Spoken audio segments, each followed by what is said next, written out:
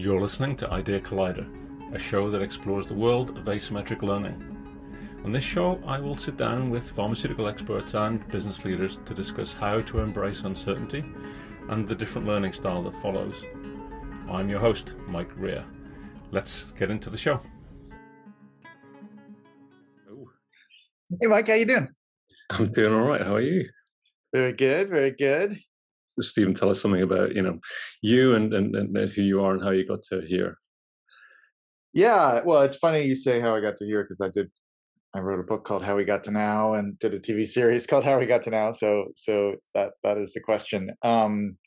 So I've done a bunch of different things over my now shockingly long career as a middle-aged person. So I've written a number of books. I've written 13 books on a lot of different topics. So they ranged from stories about cholera outbreaks in London in 1854, which maybe we'll talk about, to books about video games and pop culture and 18th century chemistry and neuroscience and a whole range of different topics. But they all have had a kind of a shared interest in new ideas coming into the world and how people find those ideas and how they amplify those ideas.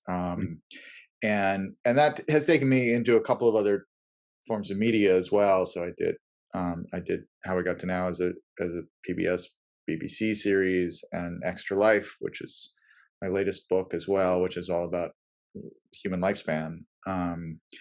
That was also a TV series that we did with PBS and BBC.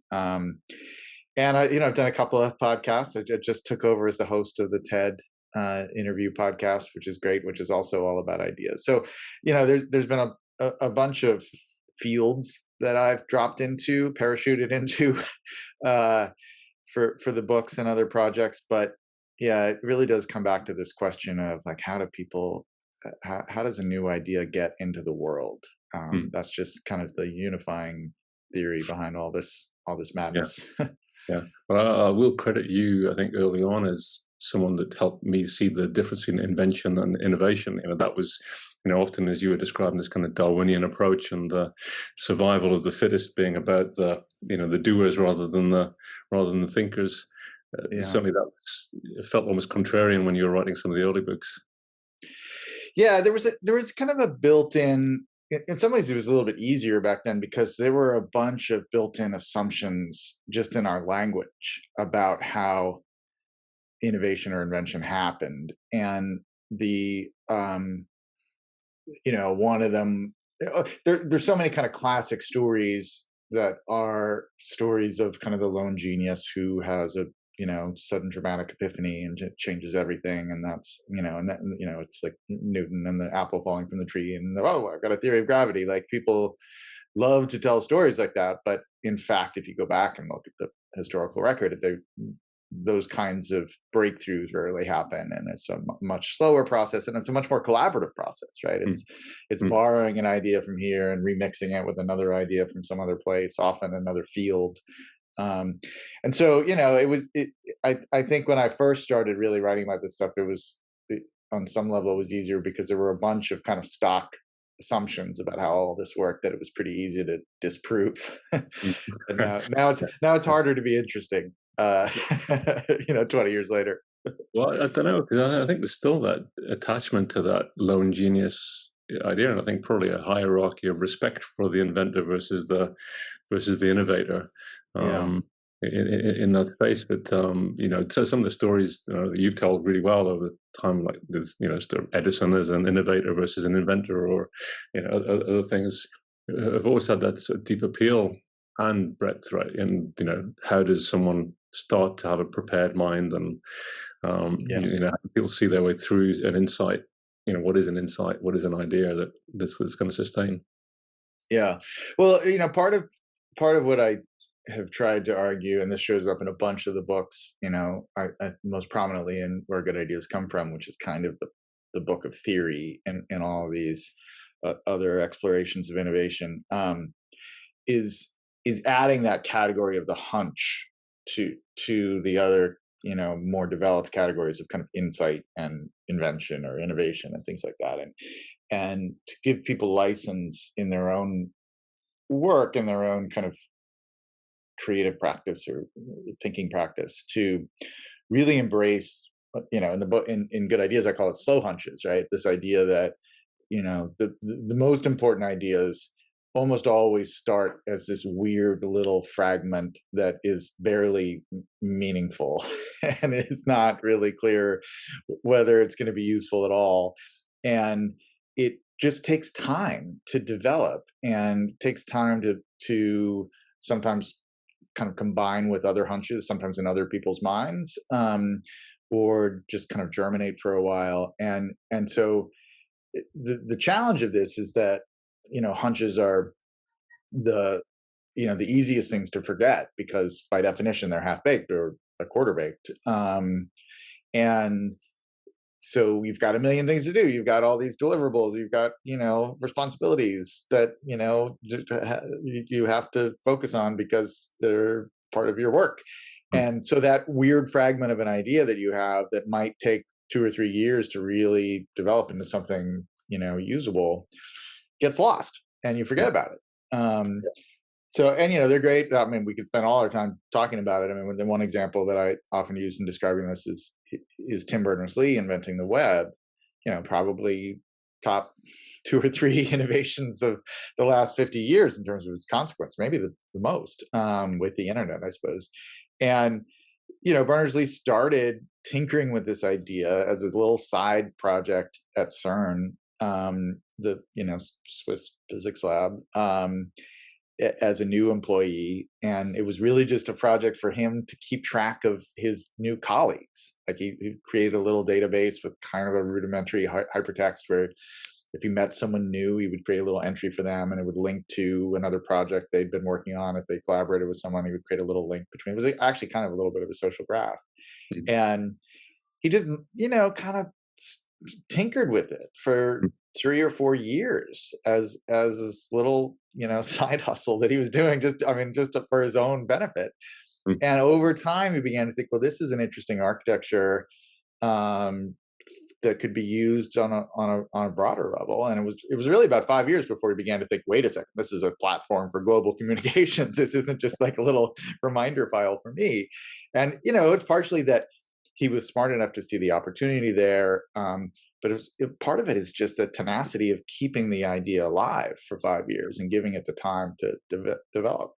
Yeah, and I mean, in there, I love those two ideas of the slow hunches, the hunches, and probably the plurality of hunches, right? Not just the one, but also the idea of tinkering. And I know you've written about prototypes and other things, and how people use those as a sort of active learning process.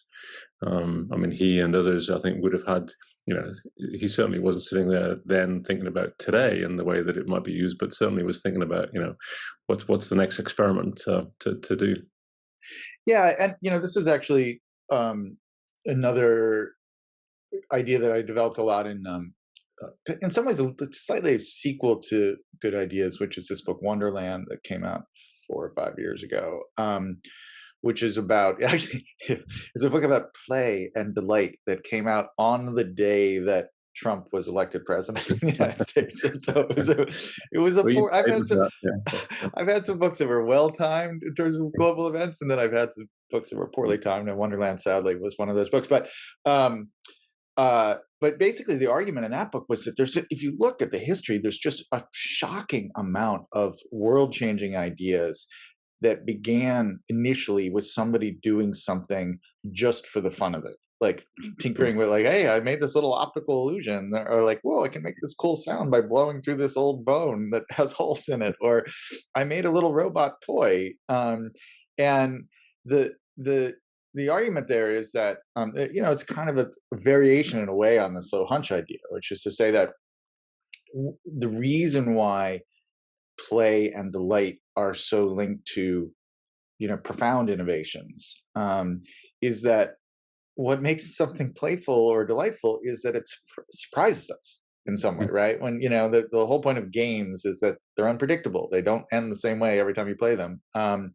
And so by definition, when you are building something to delight someone, you are trying to make something act in an unpredictable way or in a way that surprises somebody given their expectations about how the world works, right?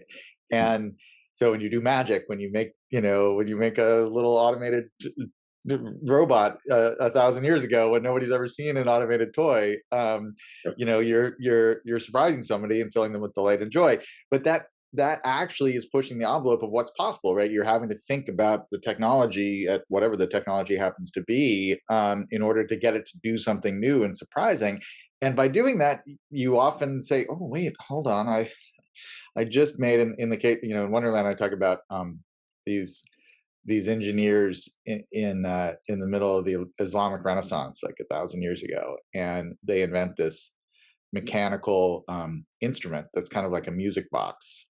But the big breakthrough about it is that you can swap out different cylinders with codes inscribed on the cylinder that allow you to play different tunes. Mm. And so you take out one cylinder and you put in a new one, and this machine can play a completely different song. And it's basically the first programmable machine, right? It's the first machine that behaves differently depending on the code that you put into it. And that idea of programmable machines, which is, probably the most important idea of the 20th century in a way in terms of changing all of our lives, that idea stays alive for centuries in the form of, programmable music boxes, and then little programmable toys that their movements are controlled by, swappable cartridges. And then it moves on to looms, mechanical looms, and then it slowly migrates to calculations and computations and things like that. Yeah. And so that's, is a great example of just like, and the people who are building these little toys in Baghdad in 1000 AD were not at all thinking, well, this will be eventually a fantastic device for doing complex mathematical calculations at high speed. They were just trying to make something that was fun. But that is often the seedbed of much bigger ideas. Yeah, and that kind of breaks down into two ways. One is, who are the people who you are letting play, right, with stuff, and who are the noticers? Who are the people that spot something in one field and bring it across? So I know Michael Schragg's book on serious play talks about this idea that play is not it's not just a fun activity, that it's its process is designed to produce surprise. So who do we let play in the world today to produce this stuff? Yeah, it's a great observation and thought. There are a couple of things that I'm reminded of here. One is I once heard this story from Tom Kelly, who founded IDEO with his brother David. And IDEO, fascinating organization, does a lot of very innovative company, has been for a long time. And he told me once that they have this tradition inside the organization, which I love, which is that every Monday morning, their like senior management meeting begins before they turn to the Q4 projections and what new client they're signing up for that week. They have a game. They have a round of show and tell, and the show and tell is, oh, I went to this really interesting sculpture exhibit this weekend, and look at this. I took this picture. Like, my daughter brought back this crazy doll from Japan on her trip there, whatever. And the idea is that it just creates a culture at the very top of the organization that says, we know that the most interesting ideas, the most kind of lateral ideas, are going to come from your other stuff that doesn't see, your daughter's doll that they bring back from Japan, or the sculpture exhibit you see. And we want to create an internal organization here that really values those outside discoveries. And it just because it's the senior team, it really says this is something we do at the very top of the organization. We want all of you to do it. We also want to recognize that. But the other thing I was going to say, which is again about kind of company culture, I think, is every organization has a kind of implicitly, not every, I suppose, but a lot of them have implicitly someone who's a kind of intellectual matchmaker in the organization, who's like, oh, I was just talking to Julie, who's in the design team, and it's really weird. She's working on a problem that's kind of complements the problem you're working on in this other part of the organization. Like, you two need to have coffee because I think you'd learn a lot from each other. You guys would be great partners. And I think that that's, a vastly underappreciated role. And that I think actually it almost makes sense in organizations when you find people like that, to actually deputize them and say, hey, that's actually your job. Just do Yeah. that all the time. You're the chief connection officer in this Yeah. organization. Yeah. And rather than have it be something that just kind of organically happens, it isn't, formally recognized. Yeah, because there's an interesting part of that, which is that you don't know, in providing the stimulus, you don't know what problem someone's trying to solve for at the moment or what that might inspire. But I think there's a kind of embrace of this idea of intellectual, deduction from problems. Right? If we just think about the problem hard enough without external stimulus, that's a good approach to this. But to go orthogonal or to go oblique feels, maybe not as serious in many organizations. Yeah, I think that it's a little bit of it. So one of the things that I've written about a lot, and that's kind of implicit in this idea of the network theory of innovation as opposed to the lone genius, is that diversity in the people you collaborate with is a huge driver for making complicated decisions, which I wrote about a little bit in my book Farsighted, but also for innovation as well. And that diversity can be measured in intellectual diversity in terms of fields of expertise and life experience diversity, gender diversity, ethnic diversity, where all the different kind of measures of it. Generational diversity, age diversity, which I think is a very important thing. As I get older, I appreciate that more and more. And we can talk more about that. But the part of the point here is that you also want to create environments in your own, like in a sense, in your own mind, where you approach the problem from different angles as best you can. Like you come into the world, you have a certain way of thinking that is accumulated over the years, and you're inevitably going to be kind of stuck in some of that framework. But you can mess with that in different ways. I mean, I have this joke that probably I shouldn't talk about, but in my writing work, I have these two primary times a day that I do my writing when I'm working on a book, and one of them is right now. Actually, you're taking me away from my writing time, which is in the morning with my first big cup of coffee of the day. And that's where I do the really important work, where if there's complex things to explain, or I have to go through a complicated historical timeline with a lot of different documents, and I really need to focus and get it right. That's where I do 80% of the words generated are during that time. Mm-hmm. I try to not write ever in the afternoon, because I'm kind of useless in the afternoon, and I try and just do other stuff that doesn't require that level of cognition. But I do a bunch of important work at night after dinner over a glass of wine.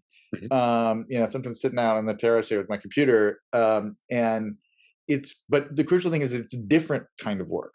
It's a more associative work. It's more creative work. It's often kind of shorthand mapping out where I'm going next in the chapter. Like, oh, I'll do this, and I'll do this, and then I'll do this, whatever.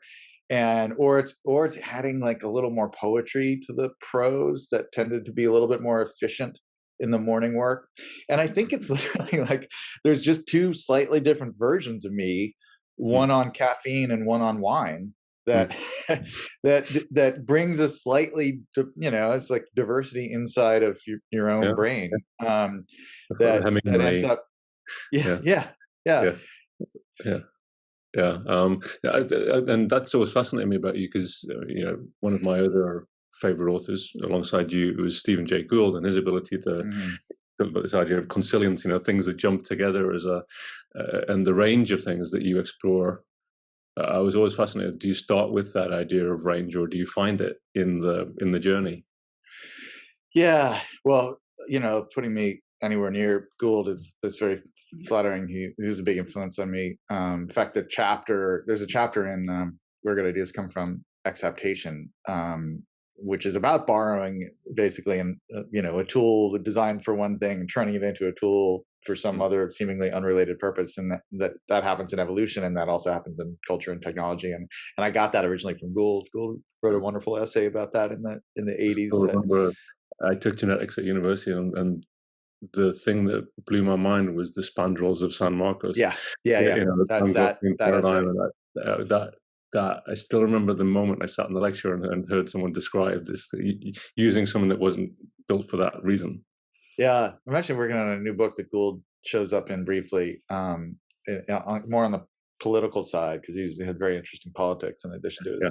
his thinking. But so anyway, I'm flattered to be anywhere near Stephen Jay Gould in your estimation of the world. But so in terms of my discovery process, part of what I do related to the slow hunch idea is that I do try to capture as much as I can of just random stuff that comes over the transom over the course of the day that I see on Twitter or that I stumble across if I'm reading something. And for years I would maintain the single file that I called the Spark file, which is just like this giant Microsoft Word document. I slightly fragmented it now using notes on the Mac and on the iPhone. But for I think about 10 or 15 years, I had this one document that ended up being something like 150,000 words long, which is longer than like twice as long as any of my books.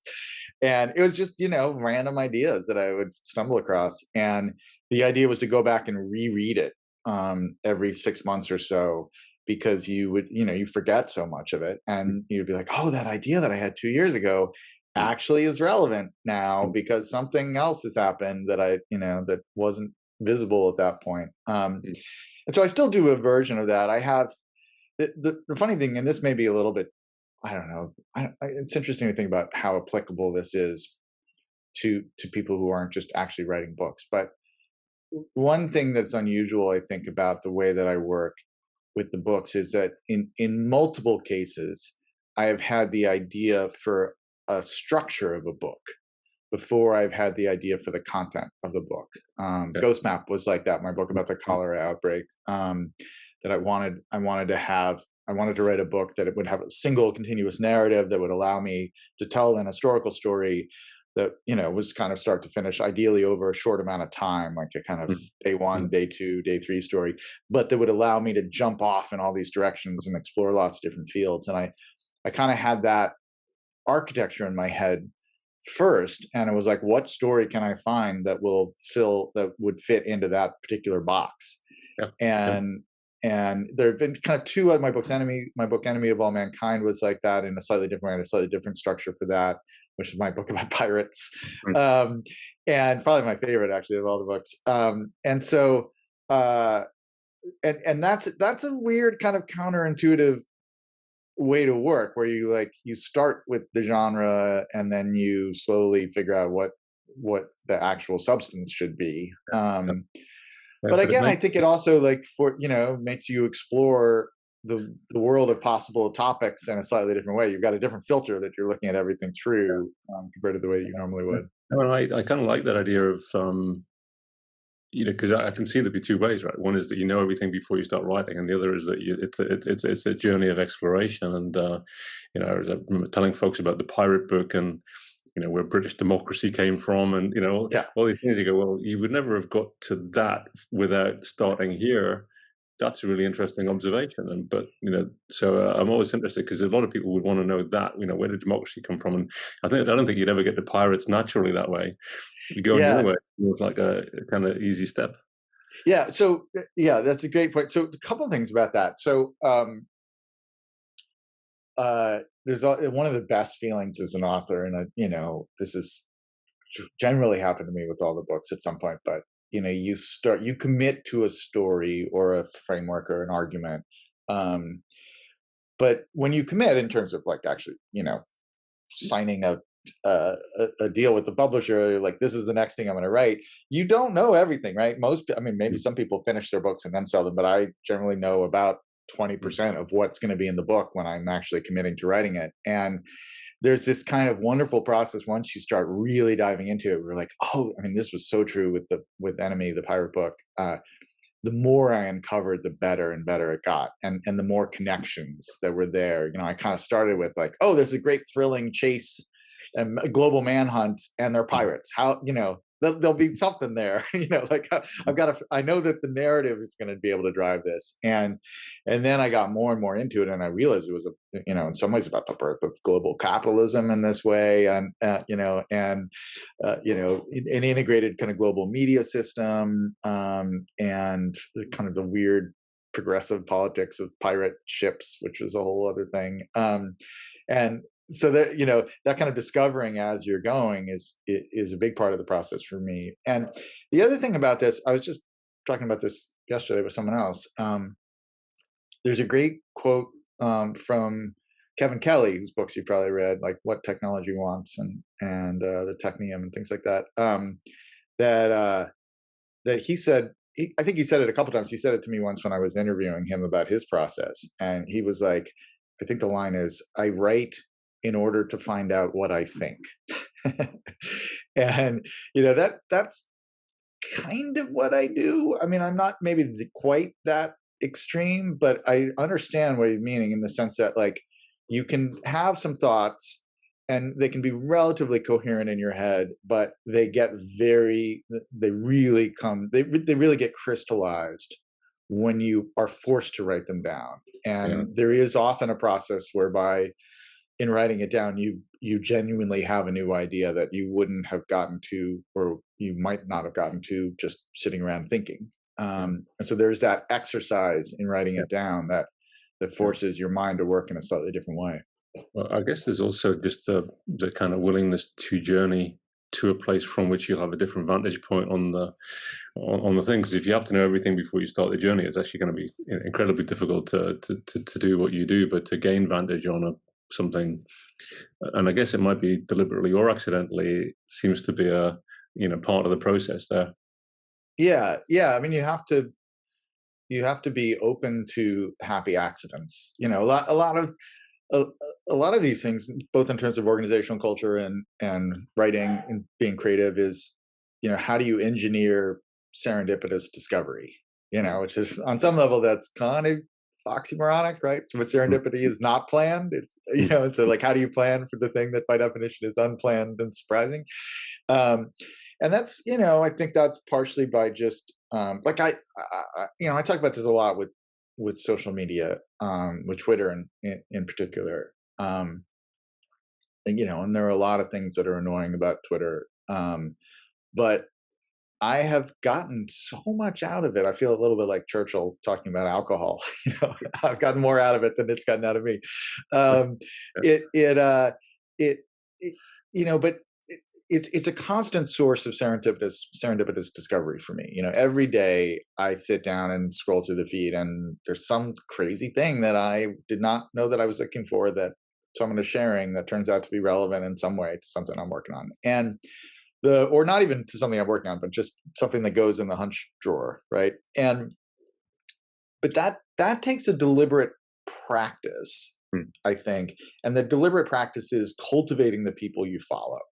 And so what I've tried to do is just really follow an eclectic, interesting, and diverse group of people, largely in terms of their fields, right? So I follow a bunch of, science journalists and in this day and age, kind of COVID specialists. And then I follow a bunch of musicians. I love following musicians, getting a kind of glimpse into their work. I follow architects and political writers and, a bunch of tech people. And it's like, whatever it is, 200, 300 people. And it's just a really surprising mix. And by doing that, you're getting out of the complaint that people often have about social media, which is, that it's just an echo chamber and it's filled with people who are just like you. You're following people who are experts in other things that aren't related to you. And then, obviously you're picking up other things that they're sharing as well. So that network widens. And it's just, you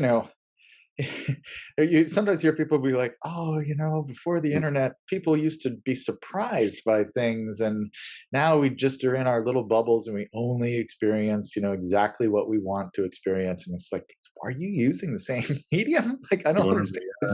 It's so much more. There's the problem is actually that there's too much surprise, I think, in a way. You're constantly being like, I did not know that about elephants, like instead of doing your work, but that you have to make sure that you're following that you've set up an interesting mix of people to follow.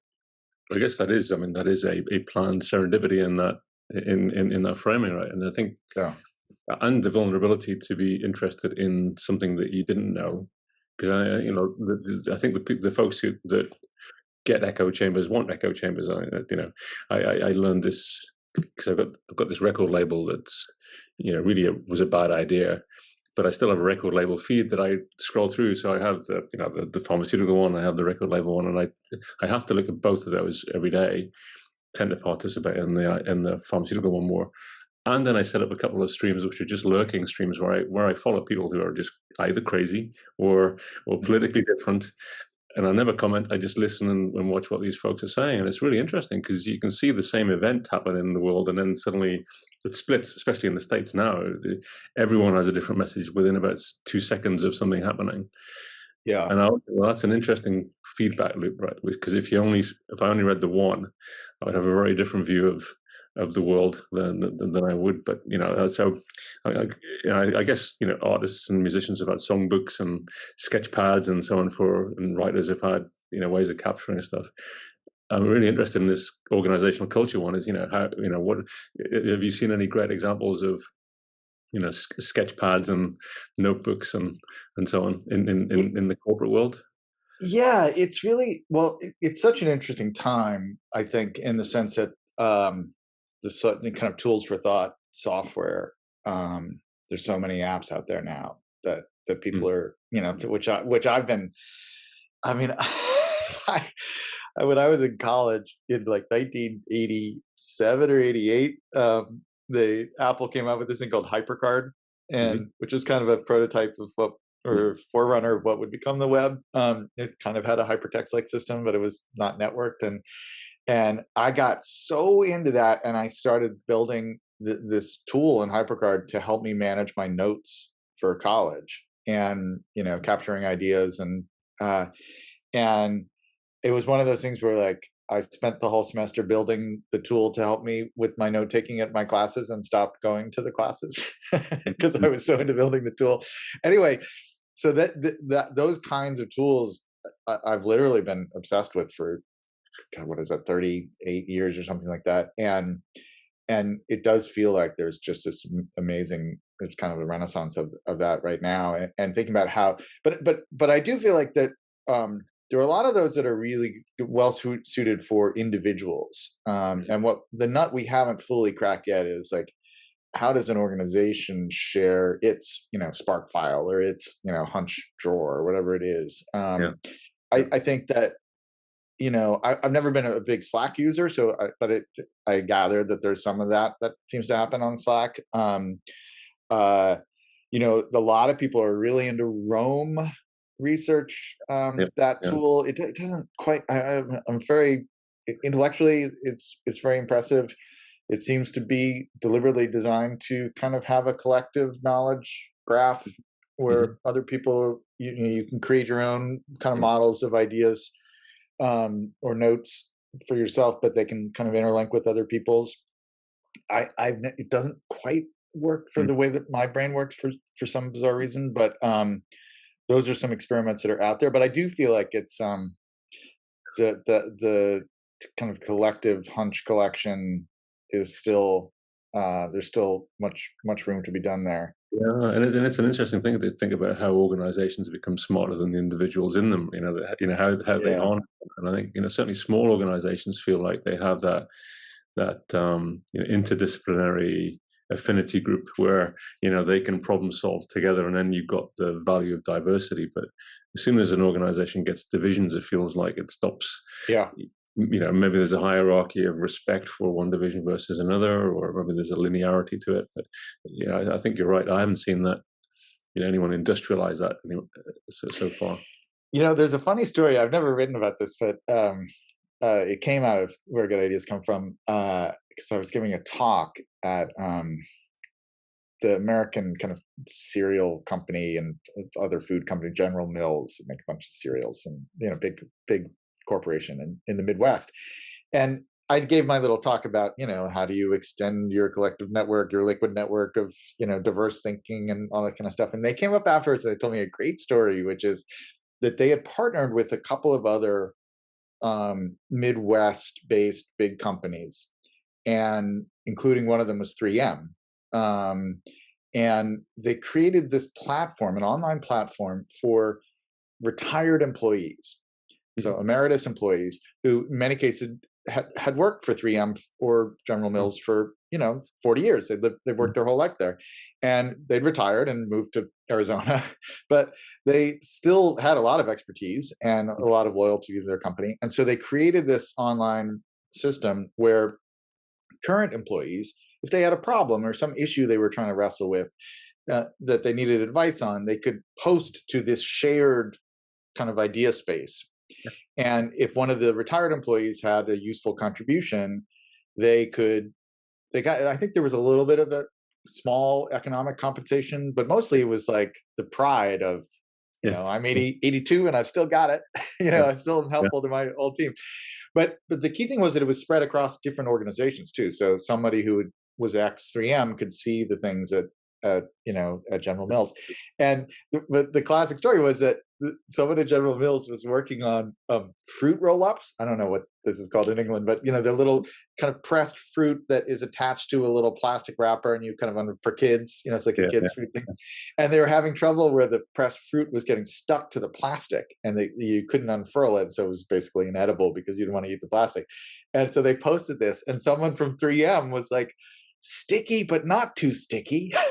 Like, that's our whole business. Like, we made billions off of that with Post-it notes. Like, we know the chemistry for this, And so you would have never thought that, an office supply company would have some expertise that would be relevant for like a kid's food, product. Yeah. But turns out they had exactly the expertise. Interesting. But I think that there's part of that vulnerability to post it in the first place, which is an important part of that process. Yeah, you mentioned that before. It's interesting thinking about, there's kind of vulnerability and a willingness to be kind of lost and a little bit lost in public. Yeah. And there's some of that in what I do, and kind of venturing into these things that, I really don't, I have to get my bearings because I'm not an expert in this field. You could also describe that not as vulnerability, but as ridiculous confidence. You're kind of like, I know nothing about this field, but I'm going to write a book about it. What can I can learn everything I need to know in 2 years to write a book about neuroscience. Surely that can't be that complicated. But honestly, I do feel like that feeling of being somewhat lost and at ease with being lost for a while in a new domain is valuable. It's good to kind of train yourself to to kind of sustain that feeling for longer periods of time. But it also, I think for me as a writer, one of the things that is helpful with is that I go through a process of like, I don't really understand this. Oh, now I think I understand this. And that helps me then think about what the reader is going to experience, because my job is then to explain it to them. And so I in some of these stories in these books, I've had to kind of like really figure out the best way to think about the thing. And having gone through that experience makes it easier for me to explain it to a lay reader, whereas an expert sitting down to write doesn't have to go through that process because they already understand it. And that sometimes that leads to them having a harder time kind of anticipating just how ignorant the reader is. How much hand-holding they really need, whereas I fully am aware of how ignorant the reader is because that was me 6 months ago. So it's interesting. So I'm going to pull that in two directions. One is towards a sort of ghost map type thing, where the sort of noticers or the sort of comfort with finding out, not knowing and having different hypotheses alive. Could you summarize the journey that you took in following the kind of ghost map story through? Did you know it all before you started it, or?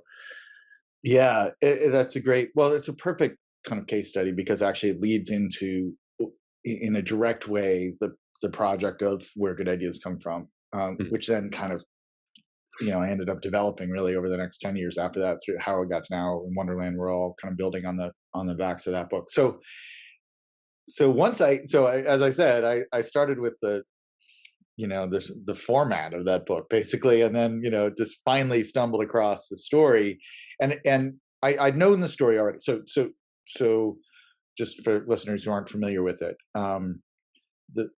it is a relatively famous story, particularly in the world of public health and epidemiology. Everyone in those fields knows it. And it's a story about what? Well, things they do. Right? Or things they do. Right. Yeah. Well, that's part of the journey I went on. So when I first heard it, and I heard it in a couple of different contexts, which was a sign that it was interesting. I think I would be reading something about British history and I would stumble across it, or I'd be reading something about mapping and I would stumble across it. And that was a sign that this is an interesting story because it connects to different fields. But the classic telling of it is that it's the middle of the 19th century.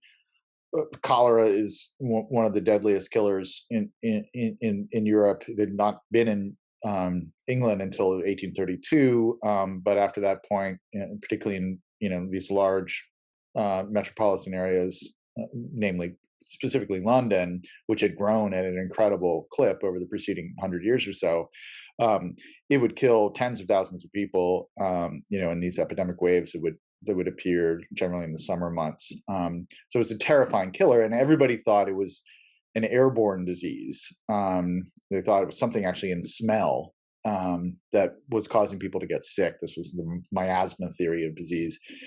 Arguably one of the greatest kind of medical mistakes of that period. And it could be because cholera is actually, we now know, in the water, and it's caused by a bacterium that is waterborne from contaminated water supplies. So, in a sense, the whole medical establishment, the public health establishment, such as it was trying to solve this critical problem with a fundamental misunderstanding of what the problem was, and which led them to do a bunch of catastrophic things that actually made the problem worse. And so the story is that an outbreak develops in Soho in the summer of 1854. Terrible, or really the most terrifying outbreak of cholera in London's history. 10% of the neighborhood dies over the course of about 3 weeks. And the classic telling the story is that this local doctor named Jon Snow, not the character from Game of Thrones, goes out into the neighborhood and is trying to solve the mystery of how cholera came about and what was causing it. And so he creates a map of where people are dying in the neighborhood, with little black bars representing each death at each address.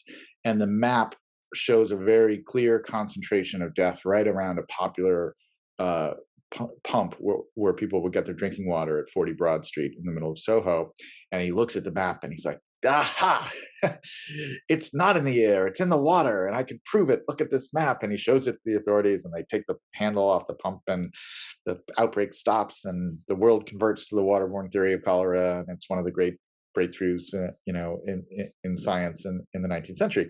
And so I thought, well, this is going to be a great story. It's like it's a medical mystery. It's a killer on the streets of London in the 19th century kind of structure. It's not Jack the Ripper, it's a bacterium. And so I thought it'd be really an exciting book to write. It turned out that most of those core elements were actually really not true once I started researching it. And the biggest thing is that Snow had been working on the waterborne theory of cholera for 5 years before the outbreak came to his doorstep. And it was really a slow hunch, not a eureka moment. And he'd been kind of dabbling with this idea. He'd done a number of other maps trying to figure out whether he could persuade people of it. And his problem with it was really an argument problem. He couldn't get people to come around to his theory.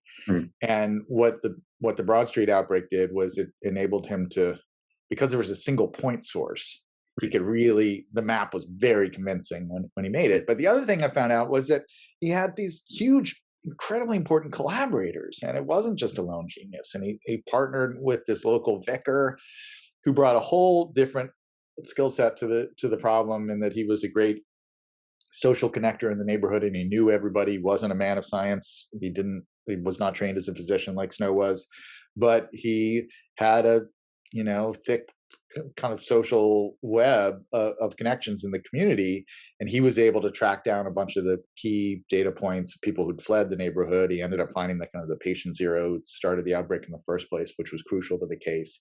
And then also, Snow was dependent on these public records that William Farr, who's a major figure in Extra Life, my latest book, had started publishing, about a decade before, that would have these kind of biweekly mortality reports that had all this data about where people died, where they lived, what they died of, how old they were, all this extra data.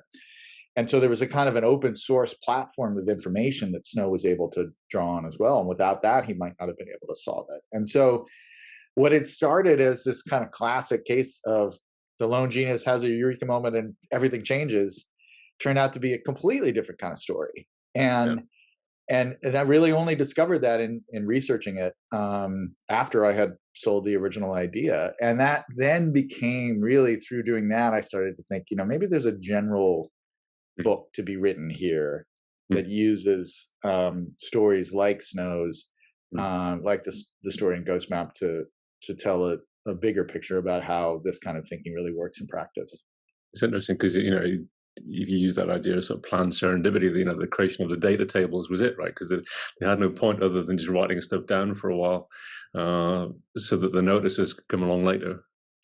Yeah, that's one of the great virtues of open platforms is that you're saying, I'm not smart enough to figure out all the ways that this could be used, but if I release it to the world, there's going to be a Jon Snow out there who's going to say, hey, I can do something with that data that you didn't perceive. And you just widen the number of minds that are interacting with that information. And, in general, you get better results that way. Yeah, interesting. So we roll forward to something like Farsighted. I know the intro chapter on, the search for Bin Laden. It was genuinely fascinating by that sort of, the creation of options, the sort of search for, ideas, this kind of, not knowing who was right about that as well, and the process of how would you know whether someone was right, and how, and time being an important factor. It was such an interesting book, the way you sort of described that, optionality, decision making, how much information do you need before you make a decision while the clock's ticking. That was a really interesting, combination of those, ideas. Who are the noticers? Who are the experts? And how would you know that? Yeah, it's funny with that book because it has a whole long recurring story about Obama basically just making this momentous decision about both whether this mysterious figure that they've detected in Pakistan is actually Osama bin Laden, and then what do they do about it, right? Two related but different decisions that they had to do that took an immense amount of time. And but my original version of that book, bin Laden was not in it at all. And it was heavily shaped, and if you read it, you'll remember this, it was heavily shaped by Middlemarch and by 19th century novels, which also, I think, have a beautiful capacity for showing people making a complicated decision in their life. Middlemarch does this very famously with Dorothea Brooke, the protagonist. And you get this interior journey into someone making a complicated choice. And I tend to think, I have this theory about narrative that, like, we underestimate how much great narrative is about people making complicated choices. Like Breaking Bad is just like one bad but complicated choice every episode where you have to figure out something and make a decision, and there's great drama in that, right? But in that first kind of, it wasn't even a full draft, but in that first version of Farsighted, there was a moment where my editor was like, I'm excited about this book, but boy, there is a lot of 19th century Victorian literature in it, and I feel like we need something a bit more present day. And in some ways, that's what led me to the Bin Laden story, which then became more prominent actually than I think the Eliot Middlemarch part of it. But one of the things that I got out of that, and it sounds like this is something that you're really exploring with this series. Originally I was thinking about it a bit in terms of politics, like, the question you never hear at a presidential debate is, what's your process for making a decision? That your job is going to be to make a ton of decisions as the executive of our country. So how do you do it? Like, what's your technique? Do you throw darts at a wall? Do you bring in a diverse team of experts? Do you, Yeah. run scenario plans? Like there are a lot of techniques out there for making complicated decisions, and I'd like to know what yours is. Yeah. And I think in the Osama bin Laden hunt story, what was really remarkable about it is that they had a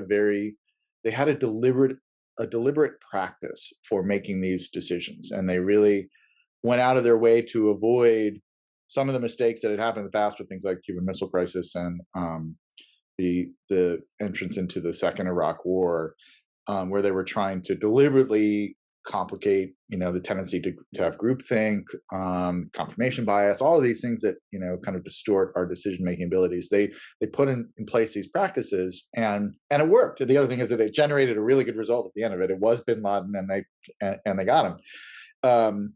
And so, and I think Obama was, for whatever fault he might have had, he was a very good, artful decision maker, and I felt that was not kind of examined or celebrated enough as a property in our leaders. But then by the end of that book, the thing that I got really kind of obsessed with by the end of writing it was that why don't we teach these skills? I mean, I went to some good schools back in the day, many decades ago, and not once did I ever take a class that talked to me about how I could become a better decision maker with complex decisions. Right? It just was not something that was on any syllabus anywhere. And I think of all the things that I learned, particularly in high school, that were just completely irrelevant to the subsequent life I had. But one of the things about becoming a better decision maker or becoming a more innovative thinker is that no matter what you do in your life, even if you don't end up getting a job, that being a good decision maker is a skill that will be valuable to you. And also it's a wonderfully multidisciplinary field, right? If you imagine a kind of core class on decision making, there's neuroscience in it, there's history in it, there's psychology in it, there's group psychology in it, there's probability, literature potentially, right? Certainly you could teach Middlemarch. So you could learn all these other kind of disciplines while you're exploring it, but it would all be in the service of a really useful skill. Yeah, and no, you're right. I mean, we tend to, celebrate, assertive confidence instead of, Right. comfort with uncertainty. But you feel like, well, no, there's a science to decision making that many will talk about, but it's not something that we tend to look for in our, next president, as you said. But I mean, there's this thing that I've been exploring.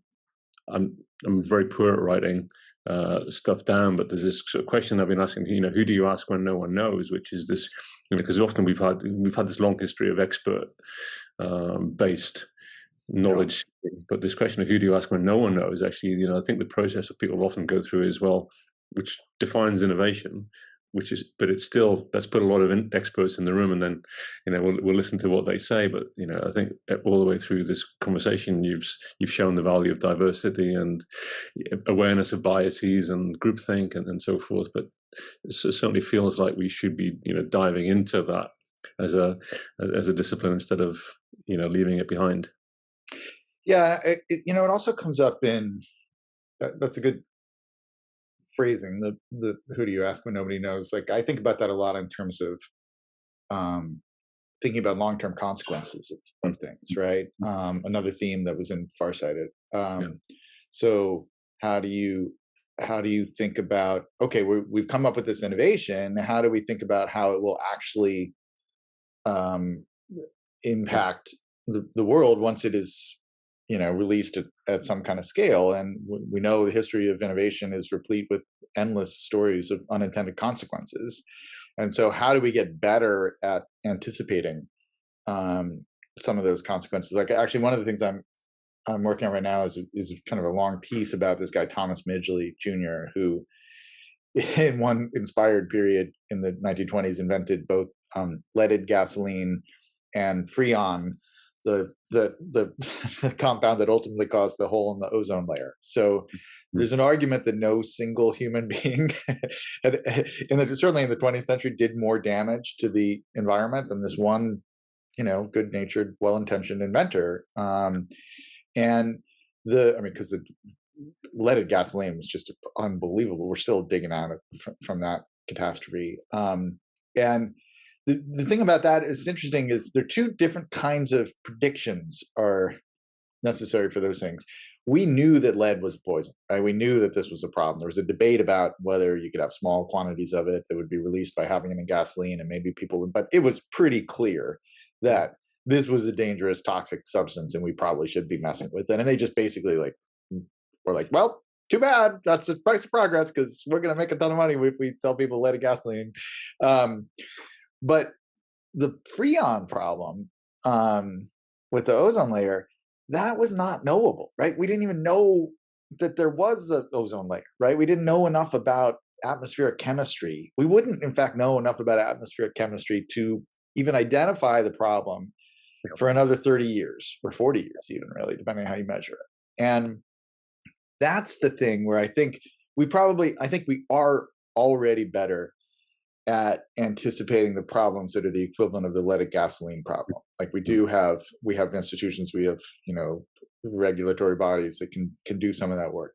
The trickier part is how do you solve for the problem that is not going to become visible scientifically for 30 years, right? That I'm trying to kind of figure out, are there ways that we can kind of trick ourselves into at least anticipating where those, what those unknowns might be, so we can at least be ready for them when they do become visible. I don't know, but that's one of my current little obsessions that I'm still very ignorant about, and that's what I thought I'd share. like the mechanical, music players. We need more people building more stuff that we can draw upon when the moment comes. But I could easily talk to you for the rest of the night and your morning about this.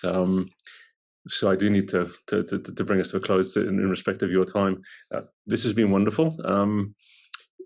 If someone wants to find out more about you who doesn't already know something about you, have you got where would you tell them to start? So it's which Tom Waits album do you start with? Yeah, right. Yeah. My singing voice is a little higher than Tom Waits.